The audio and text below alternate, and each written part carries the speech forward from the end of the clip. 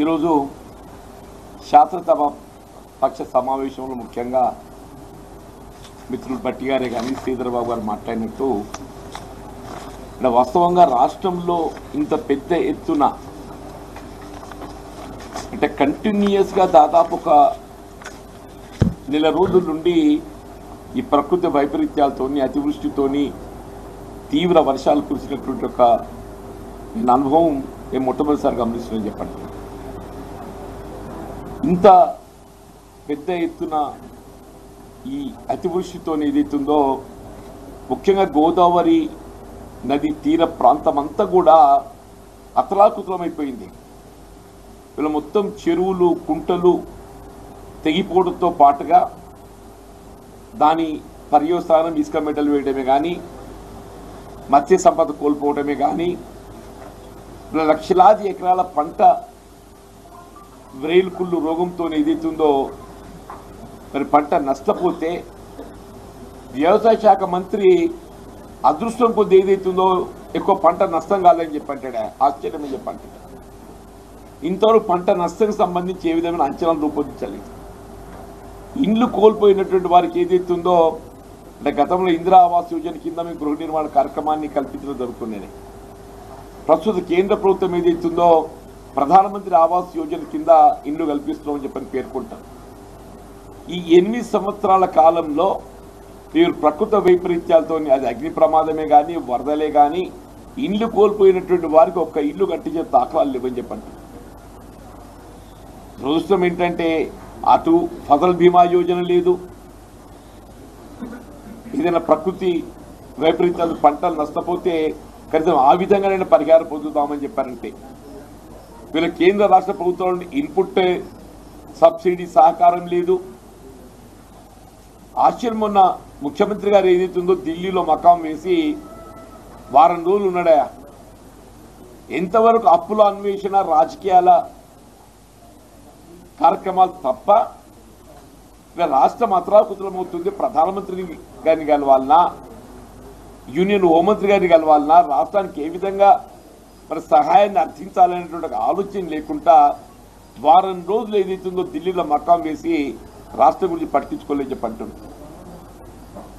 ఇవాళ ఏదైతే ఈ పర్యటన కార్యక్రమాన్ని రూపొందించడం జరిగిందో ఇది ప్రభుత్వంపై ఒత్తిడి తేవడంలో భాగంగా ఈ కార్యక్రమాన్ని రూపొందించడం జరిగింది. వీళ్ళ పంట నష్టపోయిన రైతాంగాన్ని ప్రతి ఎకరానికి కనీసం ఒక 20,000 రూపాయలు నష్టపరిహారాన్ని అందించాలని చెప్పంటున్నా. వీళ్ళు మత్స్య సంపద కోల్పోయినటువంటి గంగపుత్రులే కానీ ముచ్చిరాజులు మత్స్య కార్మికులకు ఏదైతుందో ఒక్కొక్కరికి 1,00,000 రూపాయలను కానీ వాళ్ళ పరిహారం ఇప్పించాలని చెప్పంటున్నాయి. లేదా తెగిపోయిన చెరువులు కుంటలకు సంబంధించి అసలు వారి పునర్నిర్మాణం గురించి ఏ విధమైనటువంటి కార్యక్రమం లేదని చెప్పంటున్నాం.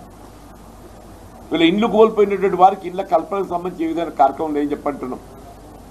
వీళ్ళ జనజీవనం స్తంభించిపోవడమే కాకుండా జగిత్యాల జిల్లాలో స్వయంగా చెప్పంటున్నా ఒక పాత్రికేయ సోదరుడు ఏదైతుందో తన విధి నిర్వహణలో కర్తవ్య నిర్వహణలో భాగంగా ఏదైతుందో ఆయన ఈ వరదల్లో చిక్కుకున్నటువంటి ఒక బాధితులను వెలికి తీయటంలో మరి ప్రభుత్వం చేస్తున్న చర్యలను కవరేజ్ చేయడానికి పోయి తిరుగు ప్రయాణంలో వరదలు కొట్టుకుపోయిందని చెప్పంటున్నా.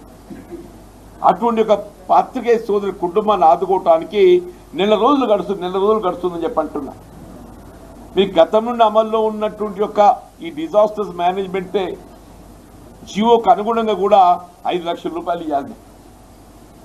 మరి అది ఏంటో నాకు అర్థమే కాదు చెప్పంటూ నేను ఒక పాత్రికేయ సోదరుడు వరదల్లో చిక్కుకొని ఆయన అకాల మరణానికి చనిపోతే ఆ కుటుంబాన్ని ఆదుకోవడానికి ప్రభుత్వం దగ్గర చలనం లేదు. ఇక సామాన్య పౌరుల సంగతి ఏం చెప్తామని చెప్పి అంటుంది. దయచేసి ముఖ్యమంత్రి గారు ఏది చెప్తుందో కేవలం ఈ ఎన్నికలు ప్రచార ఆర్భాటాలు కాదు, కొద్దిగా మీపై ఉన్న బాధ్యత కర్తవ్యం నిర్వర్తించండి. ఎన్ని రోజులు ఉంటారో కానీ వీళ్ళ జనాన్ని రావాల్సినటువంటి హక్కును ఈ వరదలు నష్టపోయిన రైతాంగాన్ని కల్పించడానికి అట్లే మత్స్య కార్మికులకు కల్పించడానికి తగు సహాయక చర్యలు తక్షణమే చేపట్టాలని చెప్పని మేము పేర్కొంటూ ఇప్పుడే మిత్రులు భట్టి గారు శాసనసభ పక్ష నాయకుడు పేర్కొన్నటువంటి కార్యక్రమానికి కార్యరూపం ఇచ్చే విధంగా ఇలా 15th ఏదైతే ఈ 70 సంవత్సరాల స్వతంత్ర కార్యక్రమం పూర్తి అయిపోతే 16th వెళ్ళాకే దీనికి సంబంధించినటువంటి ఒక మరి వరద ముంపు ప్రాంతాలను పర్యటించేటువంటి కార్యక్రమాన్ని సిఎల్పి పక్షాన్ని చేపట్టబడుతుంది. దీంతో ప్రభుత్వంపై ఒత్తిడి తెచ్చి గ్రామీణ ప్రాంతం రైతాంగ పక్షాన్ని నిలబెట్టడానికి తగు మేము చర్యలు చేపడతాం, బాధ్యత నిర్వర్తిస్తామని చెప్పని పేర్కొంటాం. హాయ్ ఫ్రెండ్స్, మా టుడే టుమారో యూట్యూబ్ ఛానల్ చూస్తున్నందుకు చాలా థ్యాంక్స్. మరిన్ని లేటెస్ట్ వీడియోస్ కోసం వెంటనే సబ్స్క్రైబ్ చేయండి. అలాగే ఈ బెల్ ని కూడా రింగ్ చేసేయండి. మా నోటిఫికేషన్స్ అన్ని మీ మొబైల్లో వస్తాయి.